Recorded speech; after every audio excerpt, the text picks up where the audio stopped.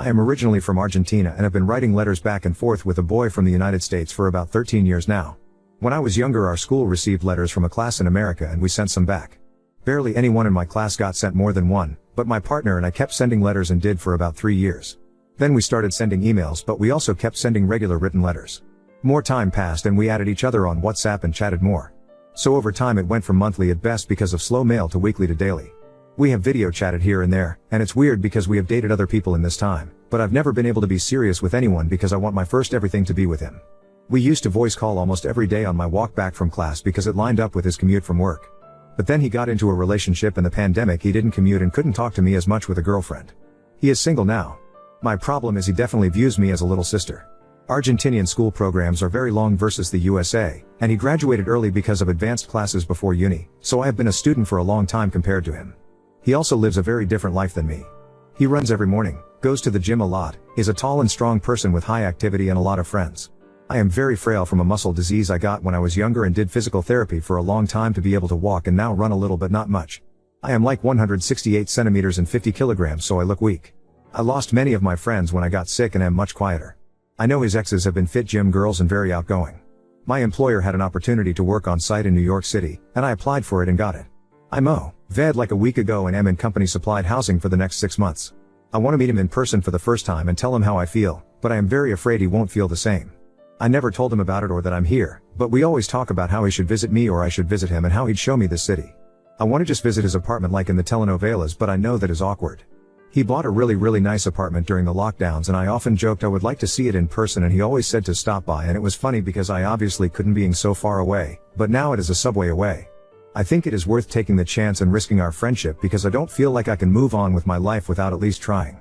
How do I approach? Yes, I have learned from reading all the replies to be calm and have simple expectations. It will be weird for sure, cannot expect it to be perfect fairy tale. Update 1. Just got back home and done updating my friends. It went really well. I will agonize over 1 or 2 moments tonight, but it was basically perfect. We got breakfast at a place a few blocks from me, and he got there like a minute before me and we hugged at first sight, which was exactly what I needed to feel comfortable and know it wouldn't be too awkward. It felt like talking to any of my best friends or family and felt just as casual as when we talked through text or FaceTime. He had stories saved up. Like he said, there's a bunch of stories he always wanted to tell me, but that you need to do it in person so you can see how the other person responds or because it makes the story more intense. I definitely made it clear I like him though, and he didn't say anything to stop me from being a little flirty. He also paid for me, which I took as a nice sign. We walked around a bit, but I struggled a lot. Not even because of me, but despite wedge shoes he was like 15 centimeters taller and has a bigger stride, and he walks like New Yorkers so very fast. He slowed down for me, but every once in a while he would speed up to pass a smoker. We ended up passing a clothing store and he got me sneakers. I was afraid of it because I do not make a lot and cannot afford much. I'm basically on Argentina pay here, but housing is free. He bought them for me and I made a whole thing about how I was gonna pay him back because I felt guilty and I definitely made it awkward. But he said the shoes looked cute and they felt much better, so I got over it for now. We got into some deep talk accidentally a few times. I joked that I was thinking of surprising him last night, and he said he's glad I didn't. Thank you, commenters, because his flight back was cancelled, so he was on standby all day and was at the airport when he called me last night. He works for a startup and his boss flew her family and my pen pal to Miami because the company is starting to talk buyout, and she told my pen pal to think of a Florida house for the taxes. Plus her kids go to the university there. She wants to hire him for a new business idea she has, and he is seriously considering it because she is his first and only boss and has promoted and developed him a lot. She actually knew the company selling where he lives and gave him an advance on his bonus plus a little more and told him to buy it before the pandemic ended and property in NYC got expensive again. So we started talking about like what do we want to do when we are older and where do we want to be. And I was worried because on TV Miami is a very like party city, and he said that was his concern too, but that there are nice quiet areas and suburbs to raise a family. His grandparents also live in Florida now and they raised him when his parents died, so he said he was also thinking other states but that Florida made the most sense. He did joke he liked the idea of moving to Miami because he likes Latinas, which I thought was funny because none of his exes are, and I took that as a huge hint. We also talked about the love/hate so far with New York and how it's so busy and has everything but also is loud and looks hard to raise a family. When I said I could never live here long term, he asked if I meant New York or America, and I clarified New York, and he asked if I'd really ever be okay with leaving family back home in Argentina, and I said yes very quickly, haha, because Argentina is in a bad spot economically and my family can always visit me if I get a good job in America that can pay for that. Before I left, my family told me to try and find a better company in America and stay here, lol. There are also messy Argentina and Barcelona and now Miami shirts everywhere. So every time we would see one we'd call it out, and it just felt really fun walking around with him. There's these light carts pulled by bikes that play really loud music, and I've never felt so comfortable in my life that music could make me move, and I felt like shimmying up to him whenever they passed by. So it went very well. He invited me over for dinner next week, and I said I'm free tomorrow, which for me is next week, but was super awkward that I just said that out loud, as he definitely meant like Thursday or something, so I will remember that tonight as I stare at the ceiling, but he said Sunday works and that he will get some ingredients tonight. Update 2. Can't sleep and also didn't want to distract from the actual questions here, so let's do this late at night. A lot of people wanted an update on how things went since we met. I gave a quick river of thoughts on Saturday here, and then for Sunday to now it's been a whirlwind to say the least. Sunday I went to his place for dinner really early. I texted him I was bored and asked if I could hang out there, and he's like sure. He has a really nice apartment in the Flatiron, and it was something I always would imagine what it looked like. He runs a clean home, and you can tell it's not the kind of Ian that someone just put together. When we did the tour, I went through his closets and it's basically only work or gym clothes, which I thought was funny. I really liked the gym clothes, and it was almost all from one brand, so apparently their store is like 2 stops away, and he convinced me to get some. I then learned that shirts and shorts can be expensive. We went to some Vori store and I didn't realize at first how much things cost. I just browsed and said what things looked nice as someone set up a trial room. When I found out that it was so expensive, I almost threw up, and I felt like I wasted his time even coming here. But between the rush of trying things on and him telling me I looked cute, and it messed with my brain, and he did get it all for me. And it was a lot. Like I'm embarrassed to say how much it was, that's how bad it was. We went back and he cooked dinner, which he said he enjoys because he works a lot, almost always past dinner, so he'll often have a cooking call with his coworkers where they're either off camera or on camera, and everyone's picking up their kids from camp or cooking or at the gym or whatever else. It was probably the fanciest meal I've ever had in my life to that point, no exaggeration. We watched a movie afterwards and talked a ton. We again got into deep stuff, and it's weird, like we've known each other for a decade but haven't met in person and truly known each other in some ways. My friends were always so surprised that I told him so much personal stories and that he would do the same, but it always is easier to tell someone you don't see in person these private things. So how do you measure the time to get to know each other? When do you say you are dating? All that became what we were talking about. The other aspect was getting the super important stuff out of the way, like where do we want to be long term? What kind of life would we want to live? What role for our partners? Him considering moving to Miami is probably the right tail story, because if you ask anyone from Argentina where in the US they would want to move, it would probably mostly be LA and Miami. A lot of the Latinos in NYC are from Central America or the islands. Miami, it feels like, is more Cubans, Venezolanos, and Argentinians. I told him my faith is important to me, and I knew he was Catholic, but it was nice to confirm that he wouldn't have a problem with it. I also told him I wanted to wait for marriage to have sex, and he said he's cool with that. It's proving difficult because ever since the weekend it's physically distracting me. I can't sleep, I get distracted at work, I cannot stop thinking about it. It's so silly, but it's like being a teenager again. Tuesday we actually went out to a little park date and walk around the area too. And similar, we talked about what we are and what we want to be. I know he's probably annoyed by it, but I asked him if like these are dates, and if not, can I take him on one, and he said they're like date 0 and that he will take me out on a true first date the next day. We talked about like what we would look like as far as dating, because I am here until halfway through December and then I go back to Buenos Aires. He was open to distance, which was something I was dreading, because a lot of people aren't into that, and so I was afraid he'd say like, oh, we can date again when you're back in the USA. I probably won't get lucky and get a project in the USA again, to be honest, at least not New York. He said if it gets to that point we can talk vacation visas and he can visit me for a few months since time zone is similar and his job is remote flexible. He is going to visit Miami again in a few weeks and invited me because I was so curious about some of the places he was thinking of. I figure if he wants my input or me to come along, he sees a future with me. Today was our first date and I know the commentary will be to slow down, but yeah, I am truly in love with my pen pal more than I thought I could be. He picked me up with flowers. He rightly assumed I didn't have anything to put them in either and had a glass thing, I forget the word for, to hold them. He got me a dress from Reformation, which I had mentioned all the rich foreign workers in my office wear. Like I mentioned it once in like thousands of things I've said over the past few days, and I know I can't keep having him spend a lot on me, but obviously I cried and embarrassed myself that way. He also got me nice shoes, again. I changed. I made a big deal over how much he was spending on me, and he said that he knows he can't buy my affection but that his love language is gift giving. The dinner was one of those things you see on TV. Like literally it was from The Old Guy that had a guest appearance on The Bear. I mentioned to him I was watching and he said he wouldn't spoil it, but that one day maybe he could spoil me, and I didn't realize one day would be today. I also didn't know food got that fancy. We then went to see a Broadway show, and that was on my bucket list for my time in New York. Hadestown has an Argentine lead, and so we booked that, and I'm like, wow, first of all it was an amazing performance. If you're in NYC you should see it, but also it was just like the fanciest I've ever felt or lived in my life. Like I come from a middle-class background in Buenos Aires, but with the economy the way it is, middle class is just that you're not homeless and can afford food. A lot of the city and country is not doing that well and they're trying to turn things around, but it is not easy. Even if we just walk in the park or hang out at his place, he just makes me feel like everything I say matters, that he hears it, and that I mean a lot to him. And then he dropped me back off at my place and I have spent the past few hours laying in bed texting my mom and friends. I feel an immense amount of guilt that he spends this much on me.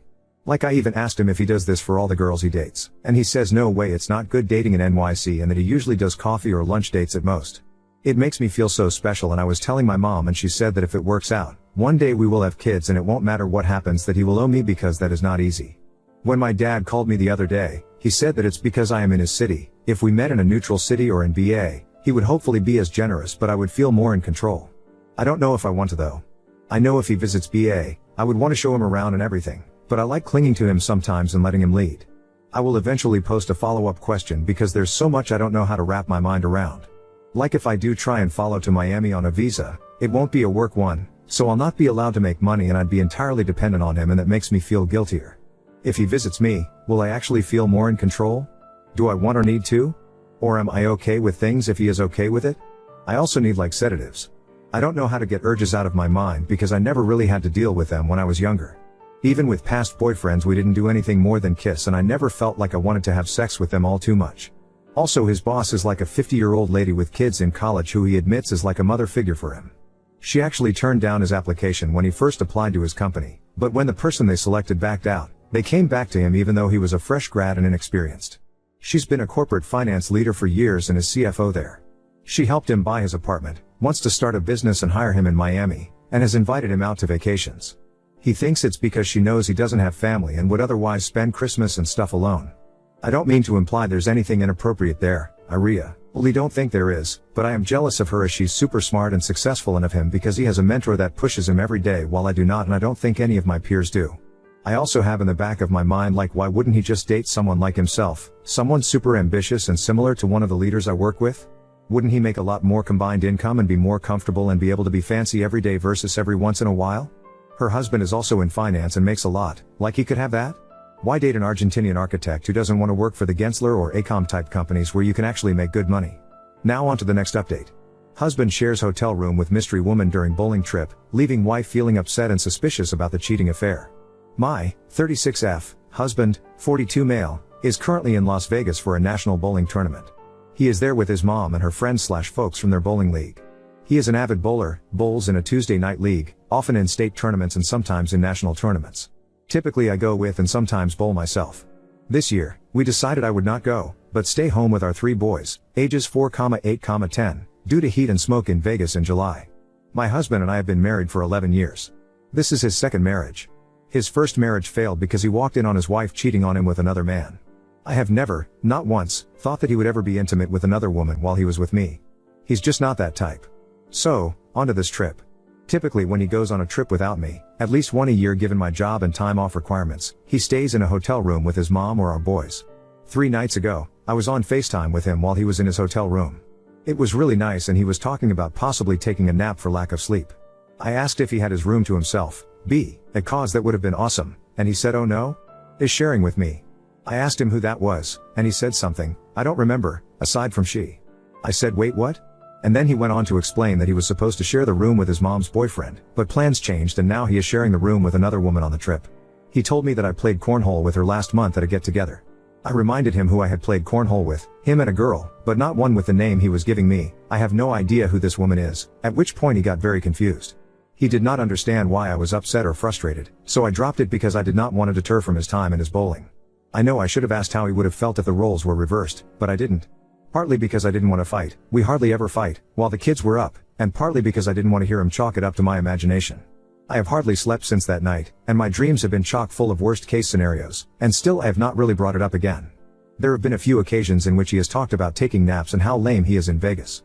I have mentioned a few times, sort of sarcastically as a side, that he would be having more fun if he were sharing a room with me, or if I was there instead of his present company, but he has brushed it all aside. So here we are, he has spent the last 3 nights in a hotel room with a woman that is not me or his mother. Amita for being upset? Update 1. Okay, so I took some advice and grew a backbone.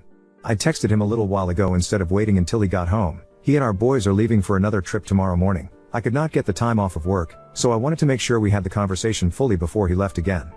Before I give the update, I wanted to make a couple of things clear. I do trust my husband. He has never shown he would be the kind of person to cheat, and that is not what truly concerned me. Even though I did have some pretty unpleasant dreams. My issue was that he was not upfront and honest with me. If I had done the same thing, he would have lost his mind, understandably. This is why I started the original post with "he's just not that type." We do generally have great communication. The issue here is that I like to have this kind of conversation face to face rather than over the phone. It's just not something I like to hash out while we are not in the same space. Obviously, in this situation, I should have made the exception, and have now done so. Now, for the update, I texted him today to tell him that this situation has been bothering me for the last 3 days. I had questions and we needed to have this conversation. I asked who the woman was, how old she was, and why didn't he tell me about the situation before I found out by accident. There was a mix-up with the rooms, something about someone not going, so people were shuffled. He was paired with a woman about my age. He said he didn't think it would be a big deal and didn't want to inconvenience everyone else on the trip. He also said he did not want to upset me, which is why he didn't write out tell me about it. He did tell me that I never had anything to worry about, and he made sure they weren't in the room alone together aside from when they were sleeping. I know, but I really do believe him on this. I was honest with him and told him that if roles were reversed, out of respect for him, I would have called him right away to make sure he was okay with it. I told him that while I trust him implicitly, I should not have found out the way that I did. And he should not have blown off my concern. I told him that the lack of upfront communication felt suspicious, regardless of intention or what actually happened. As for not upsetting me, I told him I would have understood and not be upset if he had just been honest. He has apologized profusely. I told him next time to just communicate. He is adamant there will not be a next time. So, call me naive if you want, but I am dropping it at this point. He will be home this evening and I intend on having a nice evening with him before I don't see him again for another 2 weeks. Thank you for the advice. I cried it out when I found out her age, but getting this off my chest has been very relieving. Husband is coming home tonight and we will talk. I'm hoping it's 82-year-old grandma smile update too. I am not handling this as well as I thought I was. I had decided to let it go. I know he wasn't doing anything with this other woman. You can disagree and call me crazy if you'd like, but I do know that. However, as much as I have tried, I can't get past the fact that he made the decision to do something he knew I wouldn't be okay with, and not tell me about it. It all feels just so messed up. I have talked to a few of my coworkers. I don't have really any friends that aren't friends of his that I talk to on a regular basis, and there is no way I will talk to my family because that is a shitstorm I can't handle right now, and they are all shocked and more angry for me than I have let myself be. Most of them know him, the kind of person he is and what ended his first marriage. He used to work at the same company. We had less than 24 hours together before his mom and all 3 of my children took their trip to the other side of the United States. I have been sitting in my feels and will continue to do so until they get back, almost another week from now. I was on the phone with them this evening before they went to bed, and one of the first things my husband said to me was, "I'm sharing a bed with a redhead tonight." And I almost came unglued before I realized he was talking about one of our boys. We have 3 sons. After a very long pause, I said, "You better be talking about," and I was so angry I don't understand how he didn't pick up on that. Every conversation we have had has been short and to the point because I'm really just not interested in talking to him. I have been calling my oldest son, and talking with my boys instead. His mom hasn't really said much to me, which makes me think he has said something to her. Which is fine, of course. I really don't care about that. Bottom line is, I don't know what to do. It is midnight at home. I tried to go to bed 2 hours ago and just could not stop sobbing, so I got up and let it go. It felt good to get it out, but I know I need to talk to someone. I have support lines through work I can call, but won't tonight. Far too many drinks and I don't want to bring that into it as well, but I will call tomorrow. I know I should be upset and angry and not let it go. But I am afraid when I do talk to a professional they will say I'm blowing it out of proportion. I will still call, but I need to get my head straight first. He is bicycling for 7 days, over 400 miles, so as much as I want to tear him a new one right now, especially after his completely insensitive and clueless joke this evening, I have not. Because I want him home safe and sound. Regardless of my feelings in this moment, the most important thing is that my children's dad comes home safe so we can hash this out at least in the same city and not while he is 1,000 miles away. With his mom. And my children. Oop, it sure does feel that way right now.